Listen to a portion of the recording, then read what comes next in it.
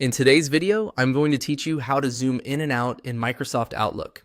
If the text on your screen feels too small to read comfortably, or if everything looks a little too large and you want to fit more on the page, Outlook gives you a very quick way to adjust your view. This is especially helpful when you're reading emails, scanning your inbox, or just trying to make the interface more comfortable for your eyes. To begin, open Microsoft Outlook and go to the Mail section. This is the main area where you can view your inbox, open messages, and manage your email.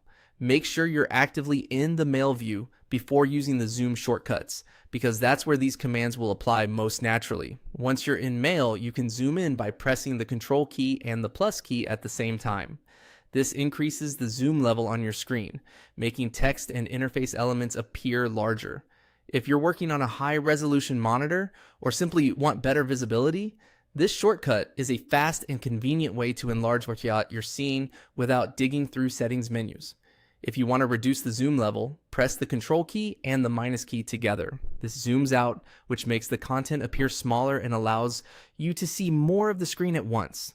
That can be useful if you want a broader view of your inbox or if the display feels too enlarged after zooming in. A helpful tip is to press these shortcuts gradually until the screen feels comfortable for you. Small adjustments can make a big difference, especially if you spend a lot of time reading or organizing email. If one zoom level feels slightly off, just tap the shortcut again until it looks right. These keyboard shortcuts are simple, quick, and easy to remember. Control and plus to zoom in, and Control and minus to zoom out. Once you get used to them, adjusting your Outlook view becomes almost effortless.